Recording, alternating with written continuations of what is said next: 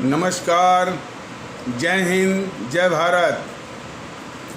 भारतीय अवाम ताकत दल अपने भारतीय भाई बहनों अर्थात अपने देश भारत की जनता अर्थात अपनी भारतीय अवाम से भारतीयता आधारित आपसी श्रद्धा, भारतीयता आधारित आपसी स्नेह, भारतीयता आधारित आपसी प्रेम, भारतीयता आधारित आपसी अखलाक मोहब्बत, भारतीयता आधारित आपसी सहयोग, भारतीयता आधारित आपसी सम्मान, भारतीयता आधारित आपसी एकता, भारतीयता आधारित आपसी भाईचारा, भारतीयता आधारित आपसी सद्भाव को समझने व उसे आत्मसात करके वैसा ही और उसी अनुसार आचरण एवं व्यवहार करने हेतु और इसके पूरे देश में प्रचार प्रसार करने हेतु और इसकी अहमियत और महत्व को प्रत्येक देशवासी को समझाकर उसको अपनाते हुए वैसा ही और उसी अनुसार आचरण एवं व्यवहार करने हेतु अब प्रत्येक देशवासी को अपना ही भारतीय भाई बहन मानकर, समझकर, अपनाकर उनके साथ वैसा ही और उसी अनुसार आचरण एवं व्यवहार करने हेतु सतत, सदैव और हमेशा अदब के साथ, आदर के साथ अर्ज करता है, विनती करता है।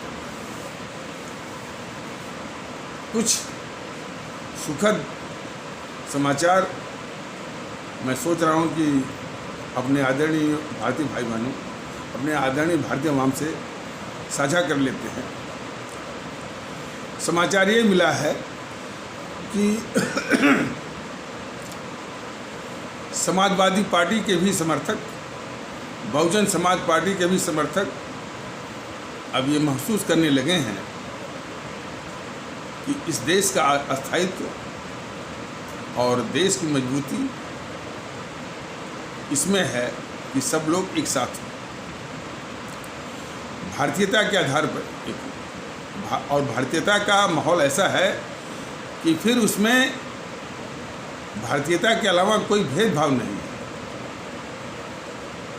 फिर वो जो दीवार है जाति का, जो दीवार है संप्रदाय का, जो दीवार है भाषा का, जो दीवार है प्रांत का, सारी दीवारें को तोड़ करके सभी हमारे 135 करोड़ भारतीय भाई बहन को एक साथ लाने वाला ये जो मंत्र है, जो माहौल है, जो विचार है, जो जज्बा है, वो भारतीयता का है। तो इसका महत्व हमारे जो समाजवादी पार्टी के समर्थक हैं वो लोग भी, बहुजन समाज पार्टी के लोग वो भी महसूस करने लगे हैं।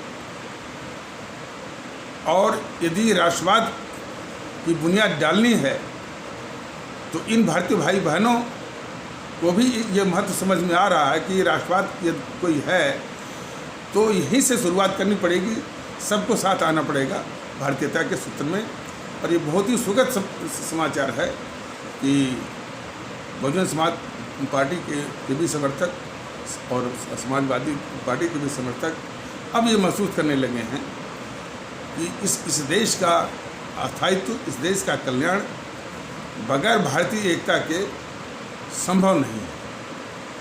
और इस तरह का अनुभव, इस तरह का तजुर्बा, इस तरह का अनुभूति यह देश के लिए एक शुभ बात है। तो जैसा कि मैंने बताया कि कोई माने भारतीय अवाम ताकत दल के लिए, हमारे लिए भी और इस देश के लिए भी कोई भी भारतीय भाई बहन अपवाद नहीं है, सबको साथ में लेना है। अब उसमें बस थोड़ा सा सावधानी ये देखना हो कि अब वो कुछ तत्व तो ऐसे मिल जाएंगे ना जो कि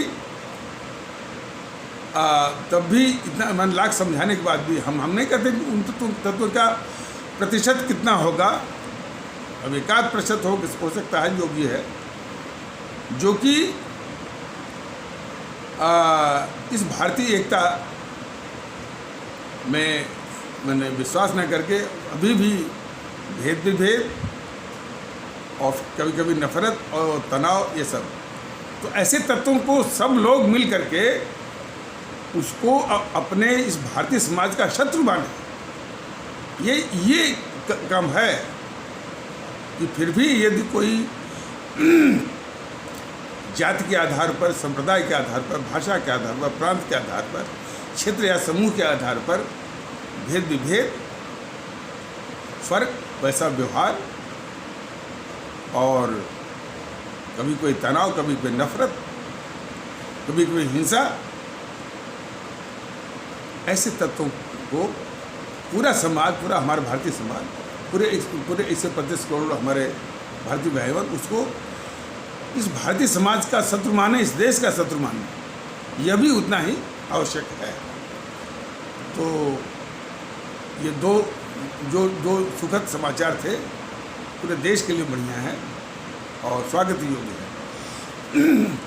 और इसी प्रकार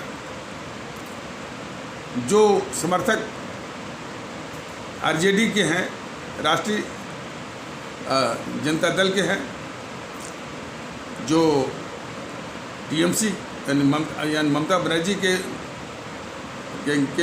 मोह माया जाल में फंसे हुए हैं, अकालियों के जो है वो मोह माया जाल में फंसे हुए हैं,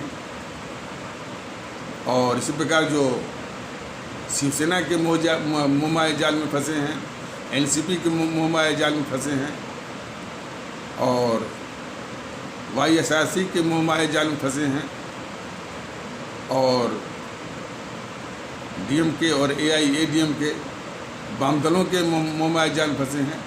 सभी भारतीय भाई बहन भारतीयता के सूत्र में, भारतीयता की भावना से, भारतीयता के जज्बे को महत्व देते हुए, मैंने भारतीय एकता को महत्व दें और सब लोग इसी भावना से कि हमारा देश एक है और हमारे सभी भारतीय भाई बहन भी एक ही हैं। ये भावना अब हर एक भारतीय भाई बहन के जहन में आनी चाहिए और ये धीरे धीरे आगे बढ़ रही है। थोड़ी सी इसकी गति बढ़ाइए। और सोशल मीडिया पर भी है कि ये जो भारतीय जनता दल के जो निवेदन है यूट्यूब के माध्यम से, वो जो है उसको आगे जितना ही बढ़ाएंगे उतना ही ये भावना आगे बढ़ेगी, इसका प्रचार होगा, इसका प्रसार होगा और ये देश के लिए बहुत आवश्यक है। जहाँ तक चुनाव का सवाल है, थोड़ा सा ये कोरोना का संकट है और ये थोड़ा ही कम होते ही और उत्तर प्रदेश में ये सभी 4 से 3 विधानसभा की क्षेत्रों से या सीटों से भारतीय जनता दल का कैंडिडेट खड़ा होगा। और कैंडिडेट के विषय में जैसा कि बताया गया था, वही कैंडिडेट भारतीय जनता दल खड़ा होगा या मैंने इसके लिए लोग अप्लाई कर सकते हैं जो पात्रता की आवश्यकता है उसको पूरा करते हैं। पात्रता में पहला है कि उसकी जो पृष्ठभूमि है, कोई भी आपराधिक पृष्ठभूमि उसकी नहीं होनी चाहिए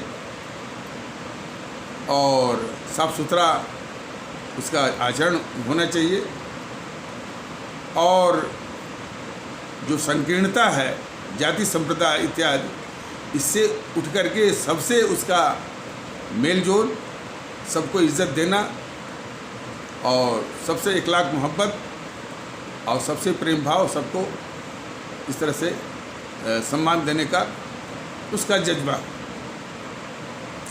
और इसके अलावा वो राष्ट्रभक्ति यानी राष्ट्र हमारे लिए सर्वोपरि है, इस भावना का होना बहुत जरूरी है।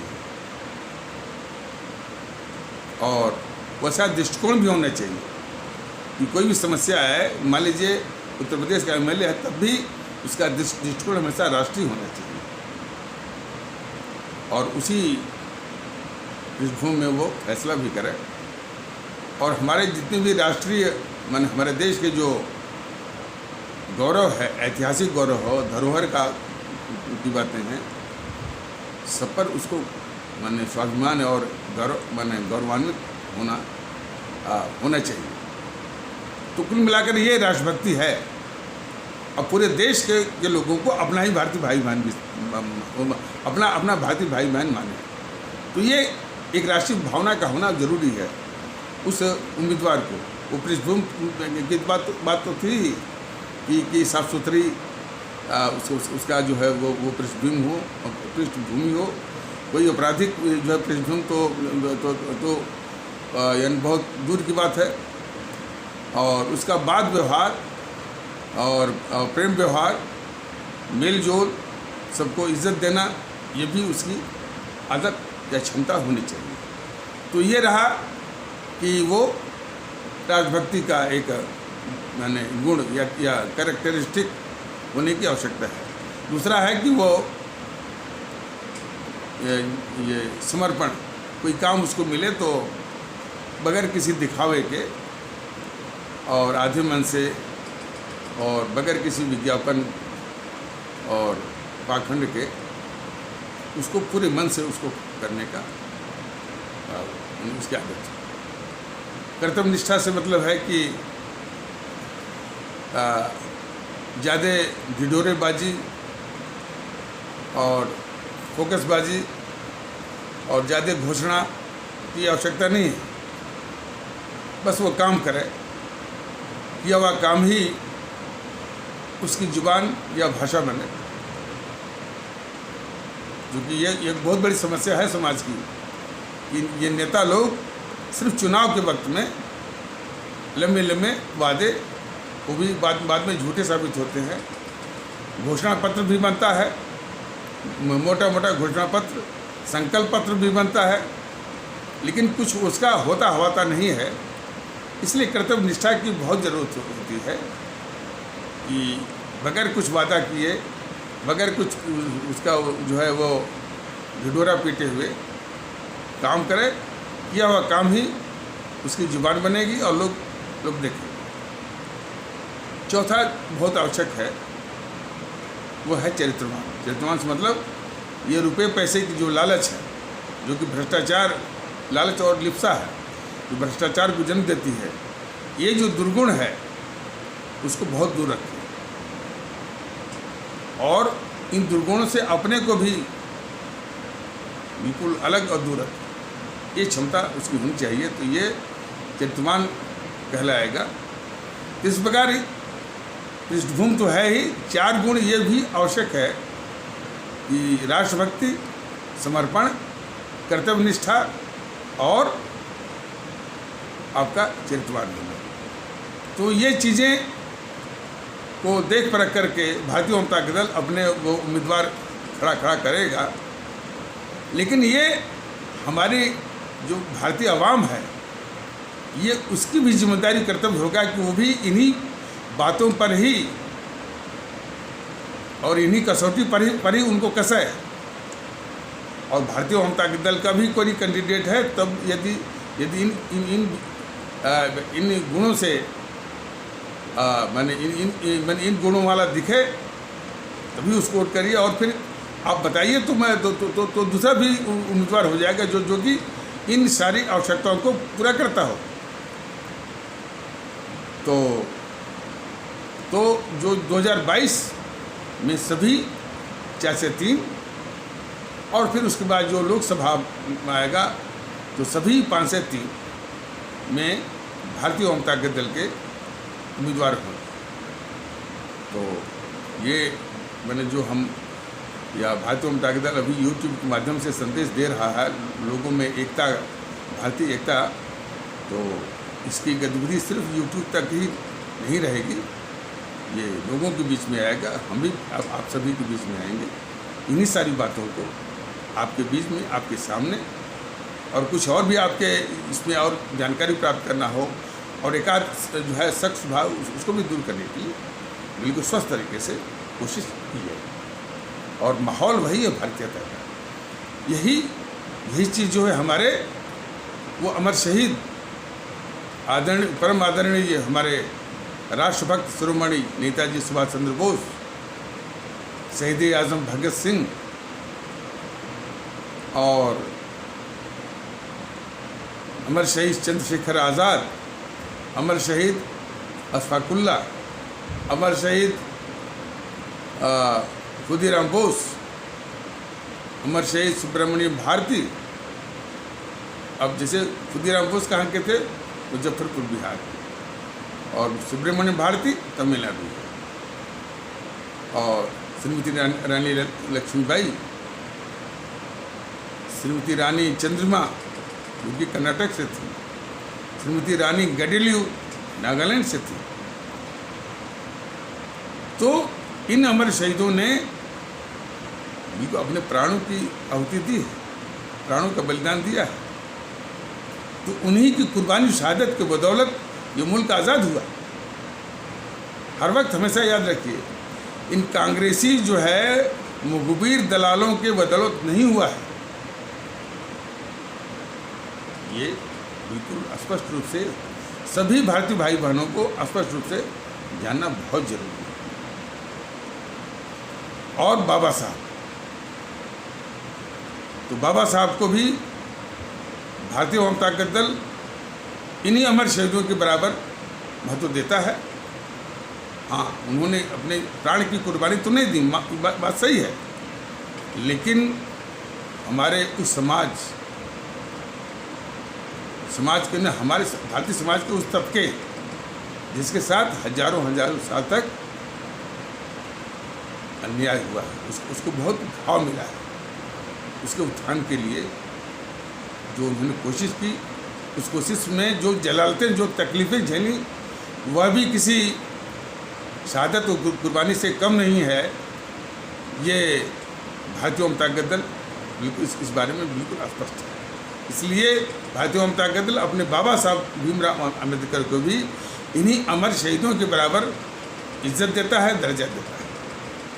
इसीलिए भारतीय वाम ताकत दल के बैनर में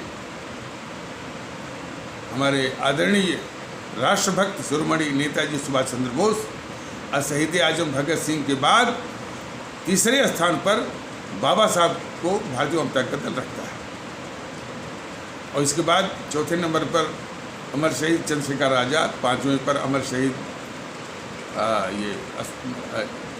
अशफाकुल्ला, और छठे पर श्रीमती रानी गडेलियू जो कि नागालैंड से। तो बाबा साहब का भी इस भारतीय एकता में बहुत बड़ा योगदान है, और उन्होंने संकेत दिया भी था। उन्होंने संकेत दिया था कि भाई ये एक भारतीय, एक जाति विहीन समाज की स्थापना करनी है भारतीय समाज में। ये अपने आप में बहुत बड़ा संदेश है। और खैर जो संविधान बनाने में जो उनका बहुत बड़ा योगदान था, तो वो संविधान का प्रस्तावना ही कहता है कि हम भारत के लोग, कि जब हम भारत के लोग जब कहता है तो उसमें एक शब्द तो नहीं ना है कि हम हिंदू नहीं है ना, हम मुस्लिम ये भी नहीं है, और हम ईसाई, हम सिख इत्यादि, हम क्षत्रिय या राजपूत या ठाकुर ऐसा भी तो नहीं है, हम ब्राह्मण ऐसा भी तो नहीं है, या हम यादव, या हम जो अनुसूचित जाति, जो भी ऐसा है ही नहीं। हम बंगाली, हम पंजाबी, हम तमिल, ऐसा कुछ नहीं। सिर्फ एक ही संदेश है कि हम भारतीय, भारत के लोग। यही मर्म जो है और यही वास्तविक सत्य हर एक भारतीय भाई बहन के दिमाग में आना चाहिए, और उसी अनुसार आचरण व्यवहार होने की आवश्यकता है। तभी ये भारतीयता का माहौल बहुत तेज़ी से आगे बढ़ेगा।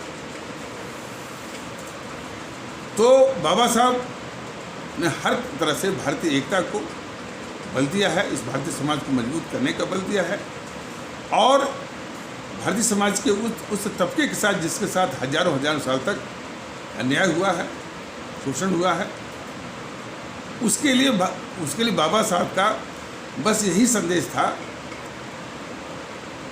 ये भारतीय समाज के लिए, कि भाई इस तबके को बड़ी चोटें मिली, बड़ा घाव मिला है। इस समाज का दायित्व बनता है, पूरे समाज का दायित्व बनता है कि वो मरहम लगाए, और मरहम कैसे होगा ये भारतीय समाज ही तय करे। उन्होंने कभी बदले की बात नहीं कही, और आरक्षण की भी बात नहीं की।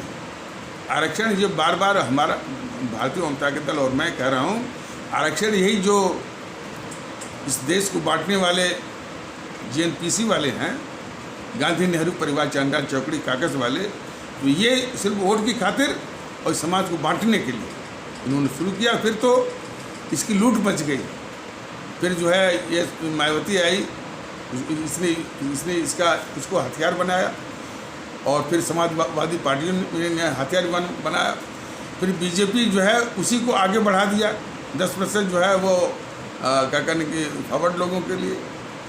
तो ये अभिशाप पर कोई बोलता तक नहीं है। लेकिन भारतीय जनता दल तो स्पष्ट कहता है कि भाई कि इस आरक्षण की जो विभीषिका है, जो अभिशाप है देश पर, जब भी उसको मौका आएगा, जब भी मैंने अपने भारतीय भाई बहनों का आशीर्वाद होगा, इसको तुरंत समाप्त करके जो भी साधन विहीन होगा, मैंने जो भी आर्थिक रूप से साधन विहीन होगा, सबको पूरी मदद भारतीय जनता दल देगा, और ताकि वो अपनी जो खुद की काबिलियत है उसका विकास करें, उसको निखारें। काबिलियत के बल पर जो है वो समाज में स्थान पाएँ, काबिल हैं।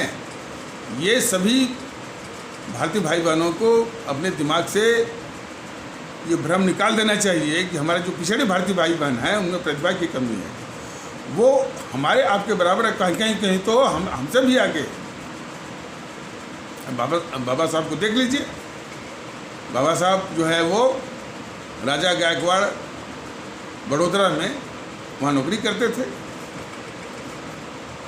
तो राजा गायकवाड़ इनकी प्रतिभा को पहचाने और उन्होंने कहा कि अम्बेडकर साहब,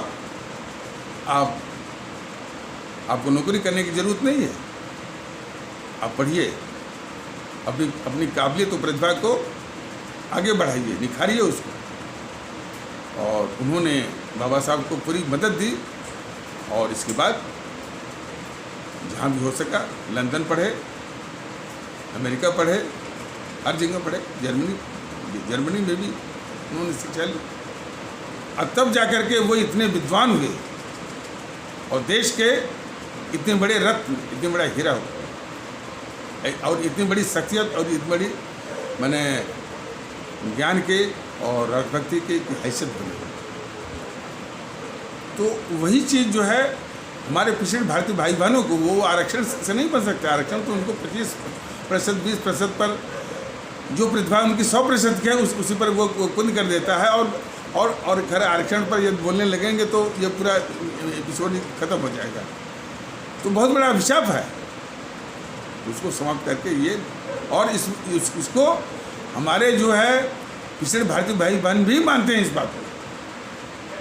ये तो सिर्फ जो मायावती जैसे लोग, मीरा कुमार जैसे लोग, मुलायम जैसे लोग ही ये आरक्षण का माने राजनीतिक लाभ भी उठाते हैं, और इनके अंडे बच्चे ही जो है आगे बढ़ते हैं। ये देश के लिए जो है अभिशाप है। तो हमारे जो है इस प्रकार आरक्षण है, इस प्रकार आबादी विस्फोट का भी समस्या है, उसको भी भारतीय जनता दल दूर करेगा। हालांकि ये बीजेपी वाले उसको समस्या मानते ही नहीं। मोदी जी कहते हैं कि ये हमारा डेमोग्राफिक डिविडेंड है, हमारा एक आबादी का एक लाभांश है। तो ऐसे मैंने बुद्धिहीन बेवकूफ़ मैंने प्रधानमंत्री को क्या कहा जाए। आबादी विस्फोट एक बहुत बड़ी समस्या है, उसको ये कोई कहे कि हमारा ये डेमोग्राफिक डिविडेंड है, और शायद हाँ उसी अनुसार ये एक कोई नया संसद भवन बन रहा है। अब इसमें तो सांसदों की संख्या कितनी है, 545 और 250 कितना हो गया, करीब 795 या 800 के आसपास मान सकते हैं।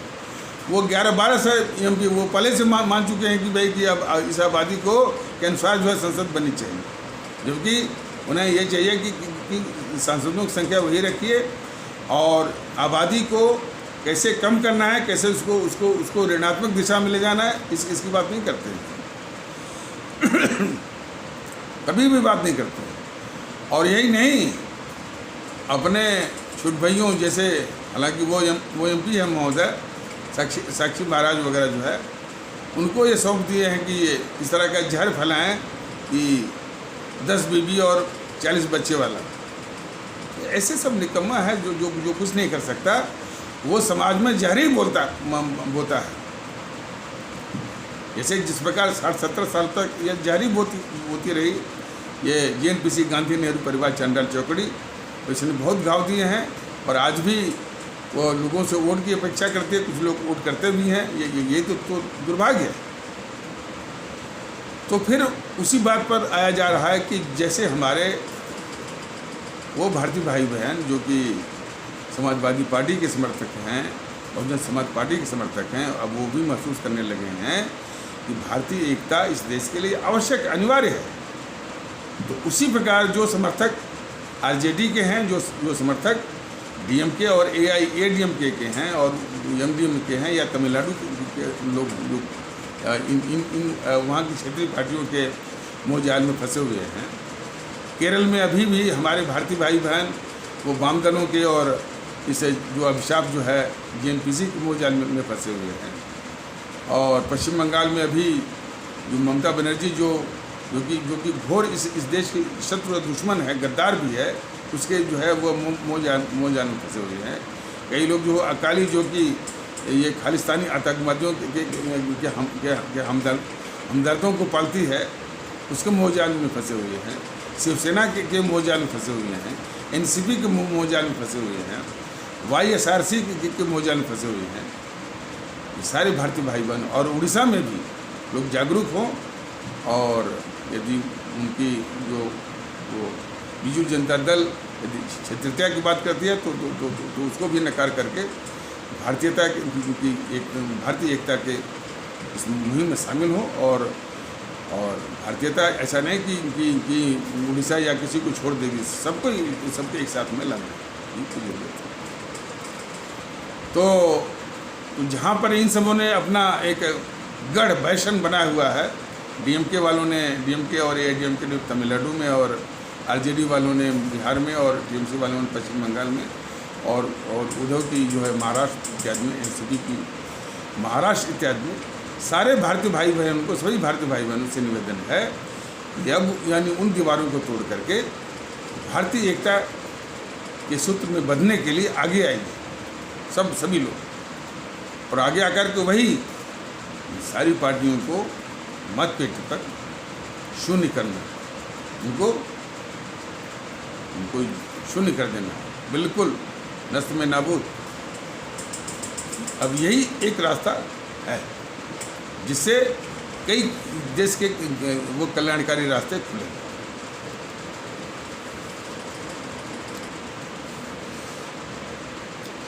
कुछ और सूचनाएं साझा कर लेते हैं। ये कल या परसों कोई उत्तर प्रदेश से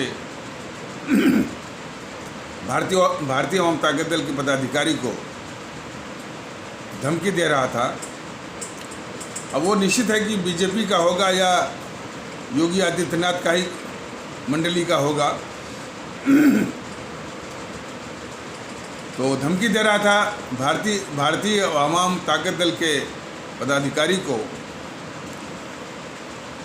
कि उत्तर प्रदेश से यानी खड़ा होने की सोचना मत, नहीं तो तुमको बीज सहित हम ख़त्म कर देंगे। और ये भी कह रहा था कि वो आप कहीं से भी खड़ा होइए,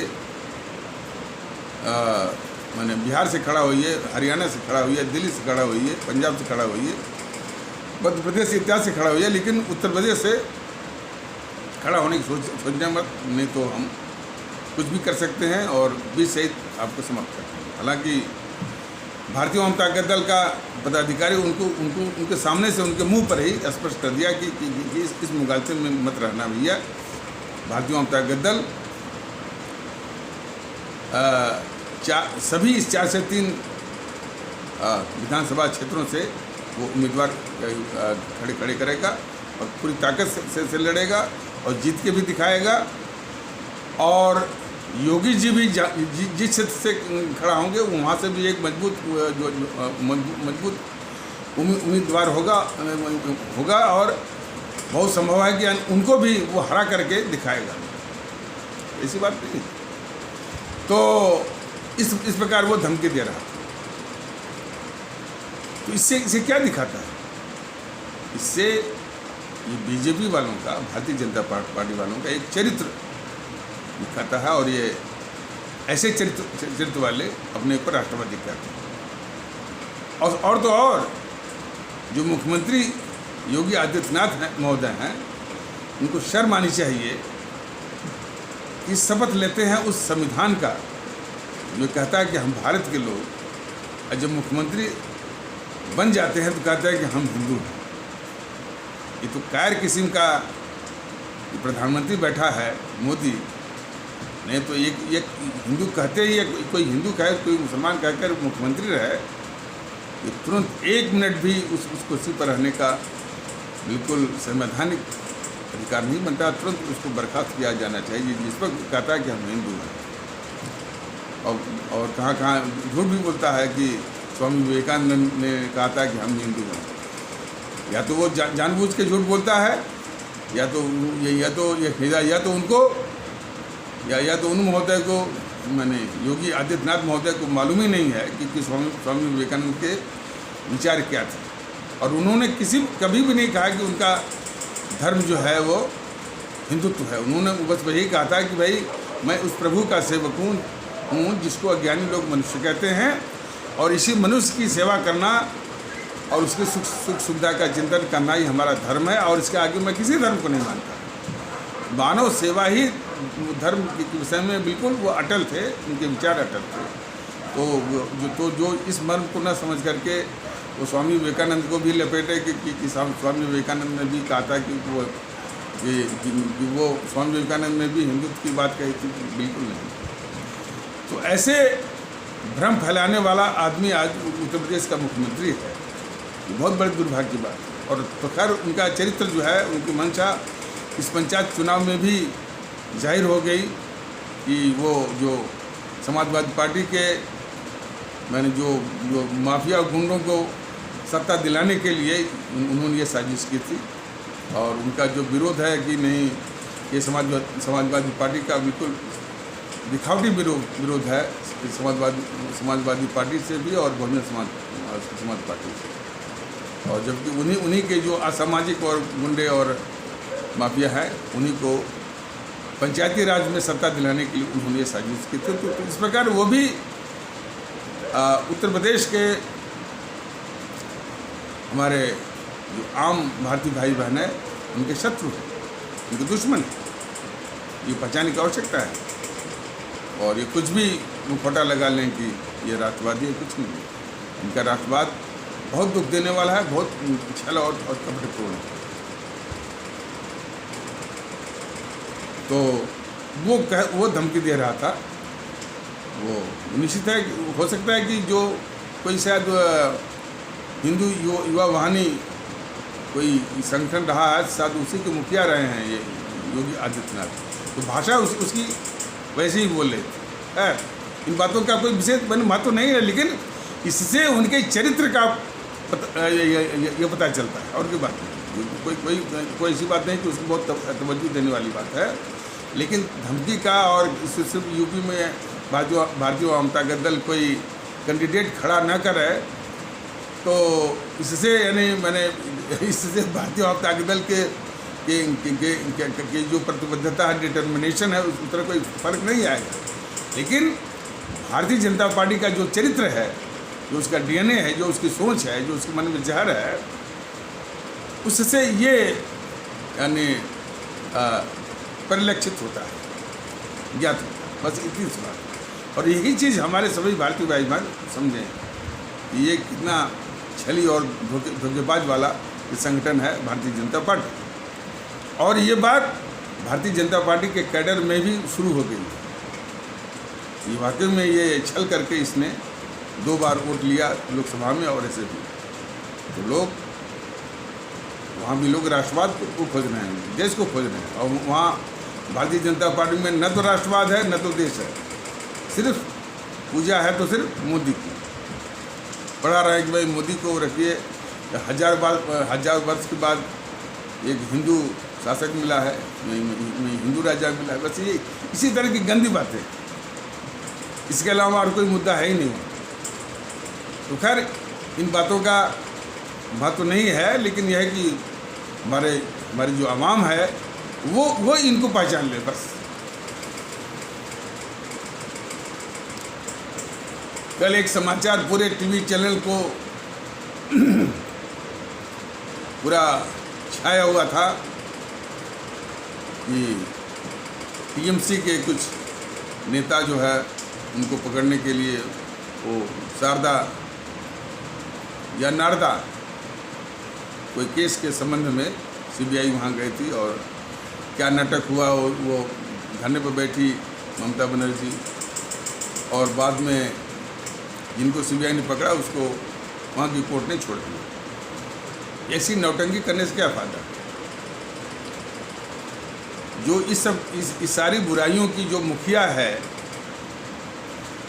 वो ममता बनर्जी, उसको तो ये मोदी महोदय वो बधाई देते हैं, अपने ही राज्यपाल का अपमान करवाते हैं, और उस पर से एक दूसरा नाटक सीबीआई का, और जिसको देख इस नाटक को देख करके मैं समझता हूँ कि जितने हमारे भारतीय भाई बहन हैं देश के, वो उनको उबकाई आती होगी, नौसिया आती होगी। इनका नाटक जो है देख करके हमारे देश के भारतीय भाई बहनों को उबकाई आती होगी, नौसिया। देखिए अब दिल्ली में सीए के नाम पर कितनी बड़ी हिंसा दिल्ली में भी हुई और आसपास में भी हुई। हिंसा को भड़काने वाली सोनिया, राहुल, प्रियंका, हिंसा को कराने वाला केजरीवाल, इन दोनों को ये मोदी महोदय बचा रहे हैं, कह रहे हैं कि जब तक मोदी है तब तक आप लोग मजे लीजिए। और पकड़ किसको रहे हैं? छुट भाइयों जो है, जो ताहिर हुसैन और अमरनाथ। उसी प्रकार ममता बनर्जी को बधाई, और एक सीबीआई को लगा दिया कि उनके जो छुट भैया किसी किस्म के हैं उनको पकड़ने। इस तरह का नाटक, और इस तरह से नाटक से जनता का बड़ा नुकसान होता है। अब जैसे सीए में हमारे कई भारतीय भाई बहनों की हत्या हो गई। वो जो इसका एनआईए का कोई अधिकारी कर्मचारी था ना, उसको साथ 455 चाकू लगे थे, इतना खतरनाक। उसमें सिर्फ ताहिर हुसैन को कुछ जिम्मेदार बनाया और केजरीवाल को पाल रहे महोदय ये। और केजरीवाल रोज़ कुछ न कुछ इसका नाटक, और हमारे दिल्ली के हमारे जो आदरणीय भारतीय भाई बहनों के ऊपर एक अभिशाप बैठा हुआ है। और इसी दौरान जो है, जिसमें उनको सहायता की ज़रूरत है, चिकित्सा की, ऑक्सीजन की, और भी तो उसी के वो कालाबाजारी वो करवा रहा है। और कोर्ट वगैरह जो भी नाटक कर रही हैं, अरे सीधे जो है वो बर्खास्त करने के लिए जो है रिकमेंड करती हैं कि वो सरकार को। लेकिन ये सब भी नाटकीय हैं, ये जो कोर्ट वगैरह सब नाटक अब अपने स्थान कर रहे हैं कि किसी को आगे में चिंता उनता है नहीं। तो खैर, तो ये मोदी महोदय का इस तरह का देश के साथ ये छलावा और देश के साथ गद्दारी कि ये केजरीवाल जैसे लोगों को, केजरीवाल जैसे जो हमने लोगों का दुश्मन है, उसको पाल रहे हैं मोदी जी। तो ये सबसे बड़ी गद्दारी है मोदी जी को, बीजेपी वालों की देश के खिलाफ। ये तो है। सुनने में आ रहा है एक समाचार की जिसमें कोरोना का संकट चल रहा है, वैक्सीन के लिए पैसे की कमी है, तो ये सेंट्रल विस्टा दिल्ली में बनवा रहे हैं, नया संसद भवन बनवा रहे हैं, जिसमें कि ये मान कर के आबादी बढ़ेगी तो 800 एमपी नहीं बल्कि 11-12 एमपी के लिए, बताइए। और शायद 25 बिल्डिंगें टूटेंगी, जिसमें कि रेल भवन भी है, शास्त्री भवन भी है। इस तरह की खुराफात सिर्फ कुछ ठेकेदारों को या बिचौलियों को फ़ायदा दिलाने के लिए ये मोदी जी ने शुरू किया।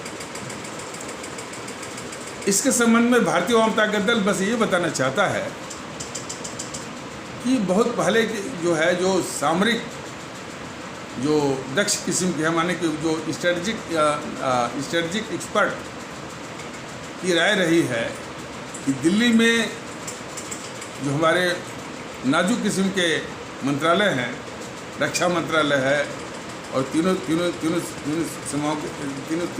सेनाओं के प्रमुख यहाँ बैठते हैं, और भी ये रहना सामरिक दृष्टि से ये सुरक्षित नहीं है। तो उन्होंने संकेत भी दिया था कि देश के मध्य में नागपुर के पास इनका होना जो है वो सुरक्षित रहेगा। भारतीय जनता दल इस बात से सहमत है कि पूरी राजधानी तो नहीं, कुछ चुनिंदा और भी महत्वपूर्ण और नाजुक और मार्मिक मंत्रालय जो है वो नागपुर में शिफ्ट कर दिए जाए। तो जिसमें कि प्रधान मंत्रालय है, पीएमओ जिसे कहते हैं, और उसके साथ आपका गृह मंत्रालय, रक्षा मंत्रालय, विदेश मंत्रालय और वित्त मंत्रालय, ये 4, और सर्वोच्च न्यायालय वहाँ करके, और बाकी सभी मंत्रालय यहीं रहेंगे, भवन भी सब यहीं रहेगा। मान लीजिए ये चारों ये खाली होते हैं तो सिर्फ नॉर्थ ब्लॉक और साउथ ब्लॉक ये खाली होगा। तो जितने भी केंद्रीय सरकार के दफ्तर इधर उधर छिटके वगैरह हैं सब इसमें आ जाएंगे। सर्वोच्च न्यायालय का भवन खाली होगा तो हाई कोर्ट वगैरह भी आ जाएगा, या और भी कोर्टें हैं आ जाएंगी।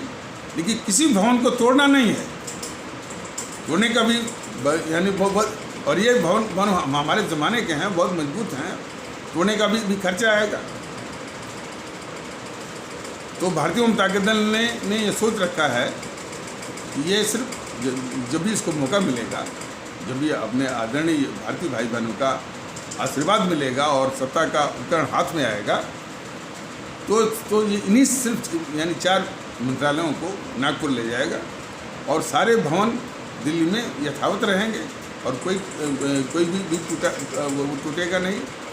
और उसमें जो और भी जो इधर उधर मैंने बिखरे पड़े हैं सरकारी विभाग के, वो सब कुछ इसमें आ जाएंगे। तो ये और इस प्रकार जो है बहुत ही कम खर्चे में वो वहाँ पर शिफ्ट हो जाएगा और सामरिक दृष्टि से जिससे वो सुरक्षित भी रहेगा। अब सवाल है कि यदि ये भारतीय जनता पार्टी और मोदी महोदय इस पर आमादा हैं कि 25 बिल्डिंगों को तोड़ करके और कुछ ठेकेदार और बिचौलियों को फायदा दिलाने के लिए सेंट्रल विस्टा और वो संसद भवन बनाने का जो ये इस तरह के वो षड्यंत्र कर रहे हैं, तो भारतीय जनता दल इस बीजेपी को, मोदी महोदय को अपने आदरणीय भारतीय आवाम के माध्यम से बताना चाहता है कि जिस वक्त हमारे सभी आदरणीय भारतीय भाई बहनों का आशीर्वाद, मान लीजिए 2024 के लोकसभा के चुनाव में जिनका आशीर्वाद प्राप्त हुआ, तो उसका सत्ता का उपकरण हाथ में आया और इन्होंने ये खुराफात अभी जो कर रहे हैं कि 25 भवनों को तोड़ करके सेंट्रल विस्टा का षड्यंत्र जो रच रहे हैं, इसका सभी खर्चा मोदी महोदय से नहीं, इनकी जो भारतीय जनता पार्टी है उनसे वसूल करेगा भारतीय जनता दल और सारा उनका फंड जो है वो खाली कर देगा। तो इस मुगालते में मन न है कि देश का पैसा जो ये बर्बाद कर रहे हैं, ये देश वो माफ़ कर देगा। तो देश के साथ जो इस तरह से धोखापट्टी कर रहे हैं कि जो बिल्डिंगों को तोड़कर सेंट्रल विस्टा की बात कर रहे हैं, जबकि देश को आवश्यकता है कि जो ये मार्मिक जो विभाग हैं, माने प्रधान मंत्रालय और उसके साथ वित्त मंत्रालय, रक्षा मंत्रालय, गृह मंत्रालय और विदेश मंत्रालय, हाँ, और तीनों सेना के प्रमुख और CDS ये सभी जो है वो नागपुर में निश्चित कर दिए जाए। और सर्वोच्च न्यायालय, इसलिए सर्वोच्च न्यायालय की भी बहुत मांग दक्षिण भारत से आती रही है कि साहब एक बेंच बनाइए। तो यदि नागपुर में हो जाएगा तो बेंच की आवश्यकता ही नहीं है। हमारे जितने भी दक्षिण भारत के लोग हैं और इनको भी कोई दूर नहीं पड़ेगा, बिहार के लोग, उत्तर प्रदेश के लोग, राजस्थान के लोग, उनको भी कोई दूर नहीं पड़ेगा नागपुर, तो मध्य में रहेगा। तो सर्वोच्च न्यायालय उनके लिए भी आराम से एक्सेसिबल होगा। तो ये मैंने सामरिक दृष्टि से सुरक्षित करने का भारत को और भारत के मार्मिक विभागों और मंत्रालयों को करने का एक योजना है भारतीय जनता दल की। और यदि ये सेंट्रल विस्टा के नाम पर जो हमारे पहले से 25 भवनों को तोड़ने का ये षड्यंत्र जो मोदी सरकार कर रही है, बीजेपी वाले कर रहे हैं, तो जब भी वक्त आएगा ये सारा पैसा जो है जो खुराफात कर रहे हैं, ये उनकी पार्टी से ये देश वसूल करेगा, भारतीय जनता दल वसूल करेगा। इस बात को बिल्कुल अच्छी तरह से वो समझते हैं। तो इन्हीं आवश्यक शब्दों के साथ इस आवश्यक परिचर्चा को यहीं पर विराम दिया जाता है। तब तक के लिए नमस्कार, जय हिंद, जय भारत।